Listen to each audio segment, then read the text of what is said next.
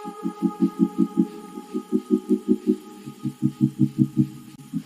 Students, अस्सलाम वालेकुम, नमस्ते। आप सबका बायोलैब यूट्यूब चैनल में वेलकम करते हैं। और आज हम डिस्कस करने जा रहे हैं third lecture all about chapter number 1 gases exchange. उसके हवाले से आज हमारा थर्ड लेक्चर होने जा रहा है।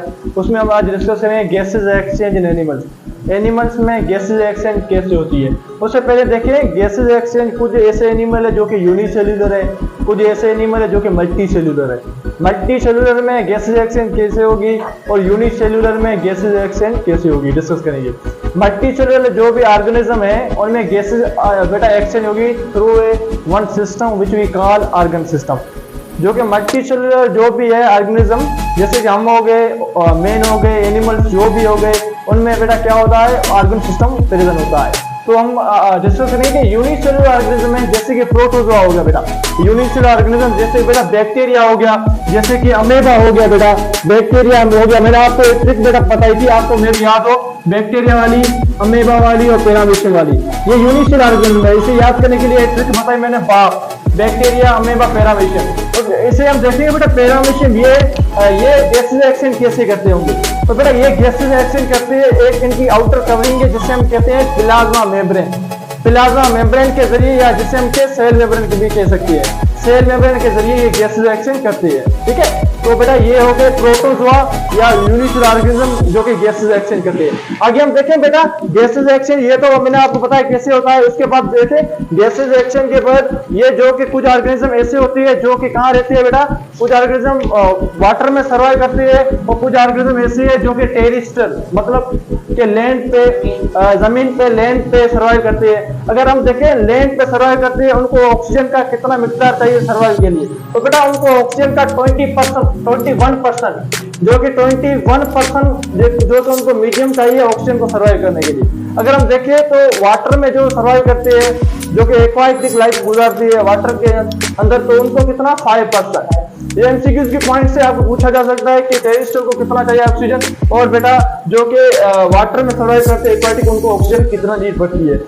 उसके साथ बेटा हम जो कि दिन में तकरीबन बेटा हम 5 लीटर ऑक्सीजन इनटेक करते हैं। तकरीबन कितना बेटा, 5 लीटर कैपेसिटी है हमारे लंग्स के पास, जो कि वो कि ऑक्सीजन को स्टोर कर सकता है 5 लीटर। ठीक है, उसमें ऑक्सीजन आ सकता है। लेकिन हमारे लंग्स बेटा हमारे जिस्म को कितनी नीड है, ओनली बेटा 1.5 लीटर। 1.5 लीटर जो कि ऑक्सीजन बेटा है हमारा जिस्म इस्तेमाल करता है। तो आज के लेक्चर में हम डिस्कस करेंगे बेटा ये ओवरऑल फर्दर नेजल कैविटी क्या है, ये कैसे एयर फ्लो होती है, कैसे ऑक्सीजन ट्रांसपोर्ट होता है। उसके साथ हम डिस्कस करेंगे आर्टरी, पल्मोनी आर्टरी क्या है, पल्मोनी वेन क्या है, वेन का फंक्शन क्या होता है, आर्टरी का फंक्शन क्या होता है। ठीक है, आपने 9th की क्लास के चैप्टर ट्रांसपोर्ट में डिस्कस किया होगा आर्टरी के हवाले से, वेन के हवाले से। ठीक है, पल्मोनी वेन क्या है, आर्टरी क्या है, सबसे बिग आर्टरी को क्या कहते हैं, स्मॉल आर्टरी को क्या कहते हैं। तो चलो आज के लेक्चर को स्टार्ट करते हैं। तो देखें gases exchange in animal, gases exchange in animal हम देखेंगे द एयर पैसेजवे, जो कि हवा होती है उसका पैसेजवे, कैसे हवा फ्लो करती है, कैसे जिस्म के अंदर जाती है, उसका एक पैसेजवे, हवा का रास्ता कैसा होता है। ठीक है, देखिए उससे पहले आ जाता है नेजल कैविटी। फर्स्टली जो आती है कैविटी जिसे हम नेजल कैविटी कहते हैं। हमारे नोज है, नोज में क्या होता है बेटा, नोस्ट्रिल्स होते हैं, जैसे हम कह सकते हैं सोराख। ठीक है, नोस्ट्रिल्स, हमारे नोज में क्या बेटा 2 नोस्ट्रिल्स होते हैं। कुछ ऐसे भी बच्चे होते हैं जिनके नोस्ट्रिल्स 1 होती है। ठीक है, क्लेफ्ट, उसका कुछ हम बोले उसको कोई बीमारी हो गई है, ठीक है, उसका 1 बेटा नोस्ट्रिल्स होता है। कॉमनली आपने देखा होगा जो भी दुनिया में सर्वाइव करते हैं उनकी नोस्ट्रिल्स कितनी है, 2 है। ठीक है, जो कि सिंपली हम देखेंगे नेजल कैविटी। नेजल कैविटी क्या है बेटा, एक कैविटी है, ये नोस्ट्रिल्स जहां से आपको नजर आ रही है एक कैविटी है जिसको हम नेजल कैविटी कहते हैं। नेजल कैविटी में बेटा क्या क्या आता है, नेजल कैविटी बेटा 2 पॉइंट्स आती है। एक आता है बेटा हेयर, दूसरा क्या आता है बेटा म्यूकस। इनका काम क्या है नेजल कैविटी में, फर्स्टली जैसे बेटा एयर क्या है, एक मिक्सचर है गैसेस का। एयर क्या है बेटा, मिक्सचर है गैसेस का। जैसे ही आपके जिस्म के अंदर एयर इंटर होगी, जैसे ही आपके जिस्म के अंदर एयर इंटर होगी, तो उनको बेटा फर्दर फिल्टर करने के लिए, उनको फर्दर वार्म करने के लिए, फर्दर कोल्ड करने के लिए इनका फंक्शन होता है। हेयर क्या करता है बेटा, म्यूकस क्या करता है, बेटा हेयर का ये काम है, अगर आप देखें, आप एयर को जिस्म के अंदर इनटेक कर रहे हैं, ठीक है, इनहेलेशन कर रहे हैं, इनहेलेशन की जगह पे जो डस्ट पार्टिकल है, ठीक है, डस्ट पार्टिकल है जो कि वायरस हो गए या स्मॉल स्मॉल बैक्टीरिया हो गए, उनको स्टॉप करने के लिए हेयर का एक इंपॉर्टेंट रोल है। हेयर क्या करता है बेटा, उनको स्टॉप करने में एक इंपॉर्टेंट रोल प्ले करता है। और दूसरा बेटा आ गया म्यूकस। म्यूकस का काम क्या है बेटा, आप जैसे म्यूकस का बेटा ये काम है एयर को बेटा वार्म करना। जैसे आप एयर को इनहेल कर रहे हैं, जिस्म के अंदर एयर को दाखिल कर रहे हैं, इनहेल करने की जगह पे क्या होगा बेटा, जैसे कभी होती है बेटा कोल्ड सीजन है, ठीक है, सर्दी वाले मौसम है, सर्दी वाले मौसम में क्या है, आप इनहेलेशन कर रहे हैं, इनहेलेशन कर रहे हैं, बाहर का एटमॉस्फेयर, बाहर का टेम्परेचर बहुत ही कम है, बहुत ही कम, मतलब सर्दी का मौसम है, तो आप बेटा उन्हें उस टाइम में क्या कर रहे होते हैं बेटा, आप गैसेज एक्सचेंज कर रहे होते हैं। तो बेटा ये म्यूकस क्या करता है, म्यूकस उस एयर को क्या करता है, वार्म करता है।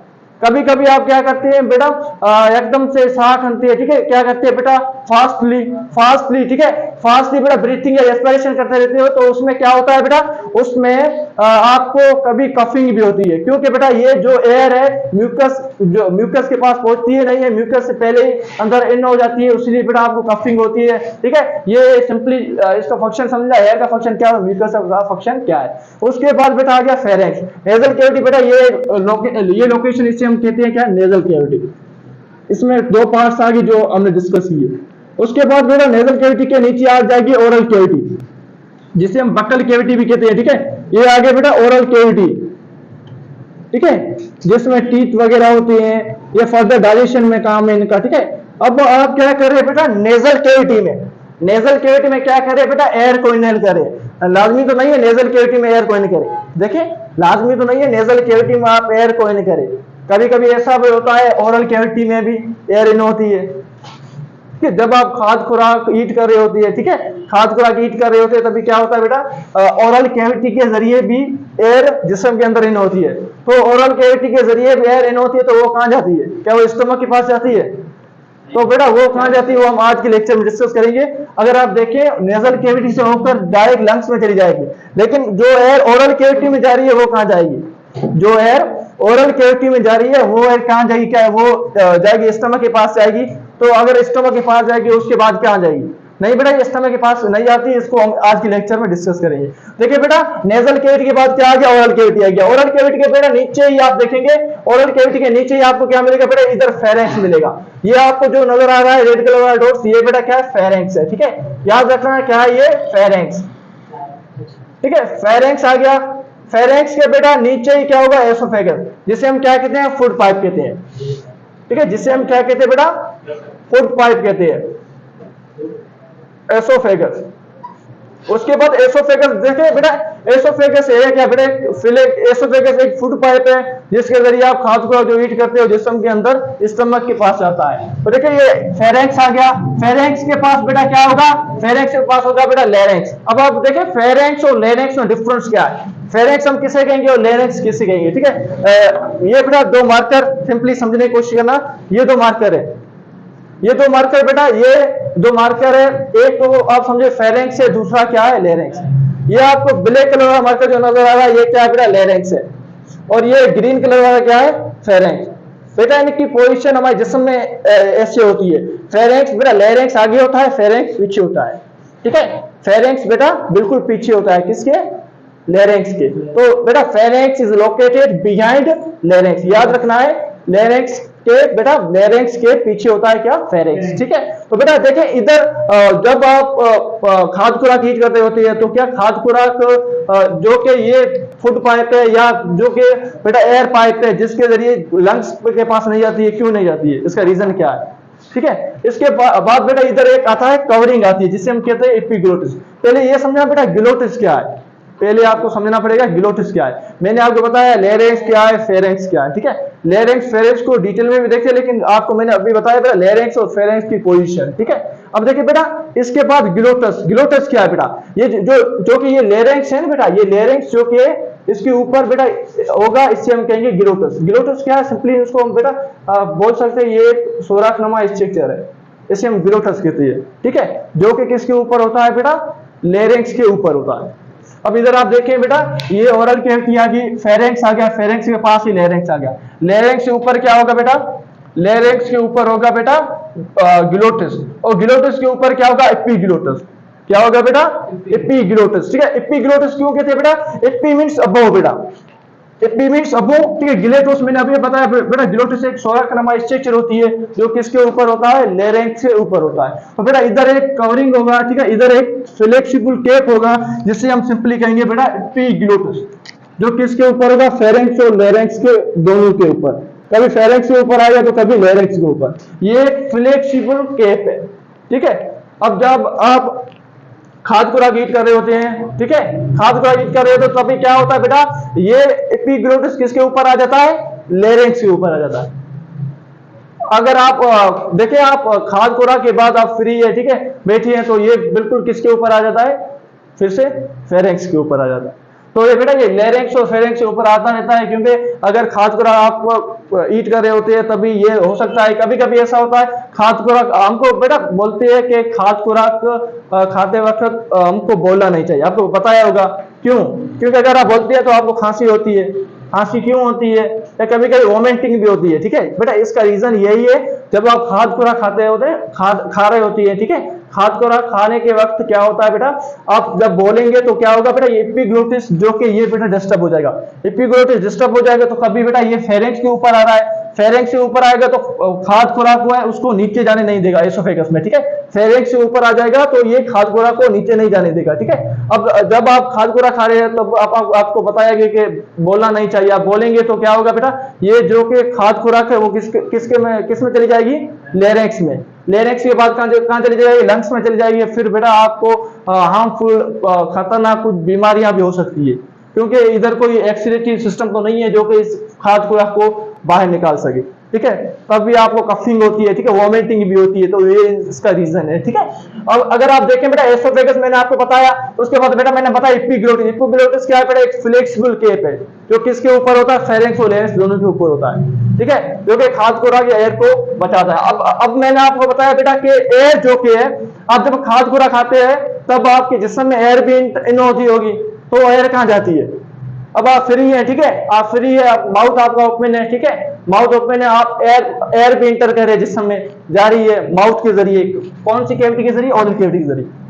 वैसे तो नेजल कैविटी के जरिए जाएगी लंग्स में, नेजल कैविटी के नोस्ट्रिल्स के जरिए कहां जाएगी, लंग्स में, लेकिन ओरल कैविटी में जो जा रही है एयर वो कहां जाएगी बेटा। इसलिए बेटा आपको मैंने पढ़ाया 9th क्लास में एसोफेगस, आपको याद होगा। एसोफेगस बेटा ये क्या है बेटा, मस्कुलर ट्यूब, आपको याद होगा, एक मस्कुलर ट्यूब है एसोफेगस। ठीक है, आपने मैंने पढ़ाया था ये एसोफेगस। ठीक है, एसोफेगस कभी तब ओपन होता है जब आप फूड ईट कर रहे होते हैं। एसोफेगस है ना, फ्लेक्सिबल के इलेक्शन रिफ्लेक्शन होती है मसल की, ये मसल का बना हुआ होता है। एसोफेगस किसका बना हुआ होता है, मसल का। जब आप फूड को ईट कर रहे होते हैं तो बेटा ये ओपन होता है, ठीक है, रिलेक्शन रिफ्लेक्शन होती है। अभी एसोफेगस बिल्कुल बेटा साइलेंट मोड में है, एयर कोई अंदर इनटेक नहीं करेगा, बिल्कुल क्लोज है। ठीक है, एसोफेगस बिल्कुल क्लोज है। ठीक है, जब आप खाद खुराक ईट करेंगे तो ये बिल्कुल ओपन हो जाएगा और खाद खुराक को नीचे ले जाएगा। तो इसीलिए बेटा यहाँ पे जब एयर आती है ओरल कैविटी, ओरल कैविटी में जैसे ही एयर इन होती है ओरल कैविटी में, ठीक है, ओरल कैविटी में जैसे इन होती है, फिर बेटा यहाँ पे बेटा ये जो कि एसोफेगस है, एसोफेगस बिल्कुल क्लोज होता है, क्योंकि ये मसल का बना हुआ होता है। फिर ये सिमिलर एयर कहाँ चली जाती है बेटा, ये बिल्कुल फेरेंक्स के जरिए बेटा, लेरेंक्स के जरिए चली जाती है बेटा, कहाँ, ट्रेकिया में। ठीक है, ये कहां चली जाती है, ट्रेकिया में। इसलिए बेटा ये एयर एसोफेगस में नहीं जाती, ये आपको टर्म समझना पड़ेगा। ठीक है, एयर जो आपके इंटेक करती है माउथ में वो कहां जाती है, ठीक है, स्टमक के पास क्यों नहीं जाती है। ठीक है, ये आपको एमसीक्यू से पूछा जा सकता है। उसके बाद बेटा एसोफेगस के बाद बेटा ये ओरल कैविटी, ओरल कैविटी के बाद लेरेंक्स में आ गया, लेरेंक्स के बाद कहां जाएगा बेटा, ट्रेकिया में। ट्रेकिया में जाने से पहले बेटा मैंने डिफरेंस लिखा है, फेरेंक्स और लेरेंक्स के डिफरेंस क्या है इन दोनों के बीच में। फेरेंक्स किसे कहती है और लेरेंक्स किसे कहती है। फेरेंक्स बेटा एक मस्कुलर पैसेज है, किसका बना होता है बेटा, मसल का बना होता है फेरेंक्स, सिंपली। ठीक है, इसलिए हमने कहा ये क्या है बेटा, मस्कुलर पैसेज भी है। उसमें क्या होता है बेटा, फूड और एयर दोनों इंटर होती है। मैंने अभी बताया एयर कैसे इंटर होती है, एयर इंटर होती है वो कहां जाती है, ठीक है, फूड कहां जाता है, स्टमक के पास, एयर कहां जाता है, लंग्स के पास। ठीक है, रिटर्न होकर फिर लंग्स के पास होता है। Okay, extend to the trachea and oesophagus. बेटा ये फेरेंक्स कहां से जाहिर होता है, बेटा ये जाहिर होता है ट्रेकिया से एंड एसोफेगस। ये जहां पे ट्रेकिया है उसके पास और एसोफेगस के पास जाहिर होता है। बेटा इसके पास क्या होता है, ग्लोटिस होता है। फेरेंक्स के पास क्या होता है, ग्लोटिस, जो कि मैंने अभी बताया। फेरेंक्स के ऊपर एक बेटा होता है सोराक्रमा स्ट्रक्चर जिसे हम क्या कहते हैं, ग्लोटिस, और उसके ऊपर एक कवरिंग होता है जिसे हम कहते हैं एपिग्लोटिस, ठीक है। ये बेटा याद रखना, ग्लोटिस कहाँ होता है? फेरेंक्स के ऊपर होता है। ग्लोटिस कहाँ होता है? फेरेंक्स के ऊपर होता है। उसके बाद बेटा लैरिंक्स आ गया। लैरिंक्स के बीच में डिफरेंस क्या है? लैरिंक्स बना हुआ बेटा फाइब्रस बैंड्स का। फाइब्रस बैंड्स का क्यों बेटा? ये इनके अंदर क्या होता है? पट्टी नुमा स्ट्रक्चर होती है। लैरिंक्स है ना, लैरिंक्स के अंदर फाइब्रस नुमा बैंड्स होते हैं। और बेटा उसके साथ इसके अंदर बेटा कार्टिलेज के बने होते हैं। कार्टिलेज कौन से बेटा? हाइलन कार्टिलेज। ये आप आगे जाके डिस्कस करेंगे सपोर्ट और मूवमेंट वाले चैप्टर में बेटा, कार्टिलेज के टाइप, ठीक है। कार्टिलेज के बने होते हैं बेटा, कौन से कार्टिलेज? हाइलन कार्टिलेज। बेटा लैरिंक्स है ना, जिसे हम वॉइस बॉक्स भी कहते हैं, आपने पढ़ा होगा। लैरिंक्स वॉइस बॉक्स कहते हैं। क्या होता है बेटा? उसमें फाइब्रस बैंड्स होते हैं, जिसका काम क्या है? वाइब्रेशन को प्रोड्यूस करना। वाइब्रेशन प्रोड्यूस करते हैं। जब आप बोल रहे होते हैं, आपको महसूस हो रहा होगा वाइब्रेशन प्रोड्यूस हो रही है। आपको महसूस हो रहा है वाइब्रेशन प्रोड्यूस हो रही है। ये कहां पे हो रही है बेटा? लैरिंक्स में हो रही है। कहां पे हो रही है? कौन कर रहा है बेटा? फाइब्रस बैंड्स कर रही है। कौन कर रहा है बेटा? पट्टी नमा स्ट्रक्चर जो कर रही है, ठीक है। उसके साथ बेटा इसके नीचे हो गया वोकल कार्ड्स, जिसका काम क्या है? साउंड को प्रोड्यूस करना, ठीक है। जिसके जितने वोकल कार्ड अच्छे होंगे उसका उतना साउंड अच्छा होगा, ठीक है। इसे हम वोकल कार्ड्स कहते हैं। ओके, उसके बाद बेटा ये बने हुए थे कार्टिलेज के, ठीक है। ये फेरेंक्स किसका बना होता है? मसल का बना होता है। और लैरिंक्स किसके बने होते हैं? कौन सा कार्टिलेज बेटा? हाइलन कार्टिलेज। ये एमसीक्यू के टर्म है जो कि आपको याद करना पड़ेगा, ठीक है। ओके, उसके बाद बेटा हम आते हैं फेरेंक्स। फेरेंक्स के बाद लैरिंक्स बोलिए, अब आते हैं ट्रेकिया। ट्रेकिया क्या है? ट्रेकिया बेटा हम कहते हैं ट्रेकिया एक सी शेप कार्टिलेज के बने हुए बेटा, सी शेप्ड कार्टिलेज के बने हुए बेटा ट्रेकिया, जिससे हम क्या कहते हैं? विंड पाइप भी कहते हैं। याद रखना, सी शेप्ड कार्टिलेज के बने होते हैं, जिससे हम कहते हैं क्या कहते हैं? Wind pipe. और फूड पाइप किसे कहते हैं? एसोफेगस को कहते हैं, ठीक है।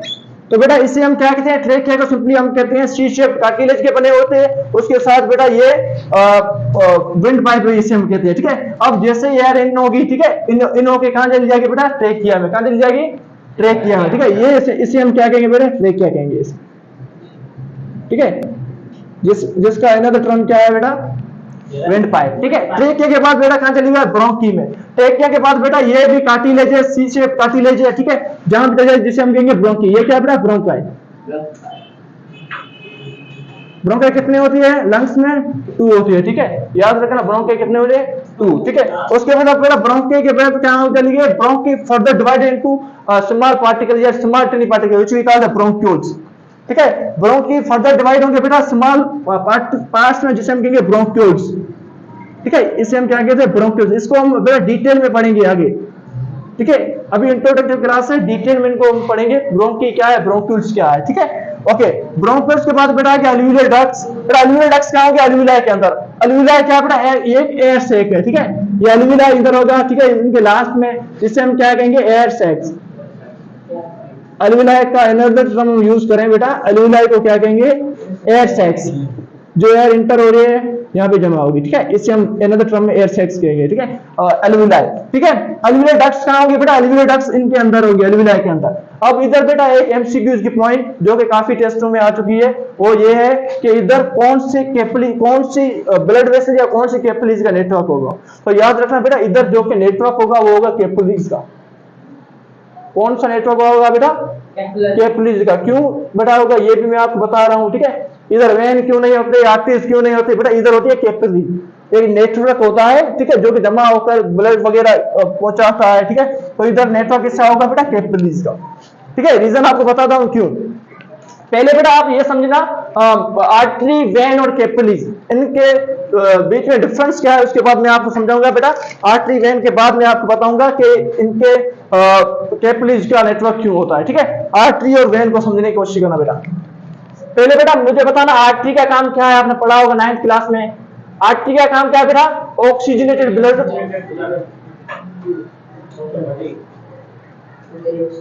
बेटा आर्टरी का काम क्या है? To carry oxygenated blood from heart to body. बेटा आर्टरी का काम है ऑक्सीजनेटेड ब्लड को लेके जाना। ऑक्सीजनेटेड ब्लड किसे हम कहेंगे बेटा? ऑक्सीजनेटेड ब्लड हम उसे कहेंगे जिसमें रिच इन ऑक्सीजन हो, जिसमें ऑक्सीजन का मिकदार तमाम ज्यादा हो, ठीक है। और वेन उसे कहेंगे हम जिसमें क्या हो? डीऑक्सीजनेटेड ब्लड, जो कि हमारे जिस्म से लेकर कहां जाएगा? हार्ट के पास, ठीक है। बेटा आर्टरी, वेन, याद रखना आर्टरी का काम क्या है, ऑक्सीजन ब्लड को कैरी करना। कहां से बेटा, अब बेटा हमारे हार्ट से, सॉरी हमारे हार्ट से कहां बेटा, बॉडी के पास, तो मिल बेटा हमारे हार्ट से बॉडी के पास, ठीक है। ये किसका काम है, आर्टरी का काम है, ठीक है। उसके साथ बेटा वेन का काम क्या है, deoxygen to carry deoxygen blood from body to heart, ठीक है। इनके दरमियान बेटा एक होती है पल्मोनरी आर्टरी, जो कि इनके अपोजिट काम करती है। पल्मोनरी आर्टरी वो आर्टरी है बेटा, पल्मोनरी आर्टरी वो आर्टरी है जो कि बेटा कैरी करती है डीऑक्सीजनेटेड ब्लड। कौन सा ब्लड, डीऑक्सीजनेटेड ब्लड फ्रॉम बेटा heart to lungs, from heart to बेटा लंग्स। बेटा हार्ट से लेकर लंग्स के पास जो ब्लड लेके जाती है वो कौन लेके जाती है, पल्मोनरी बेटा आर्टरी।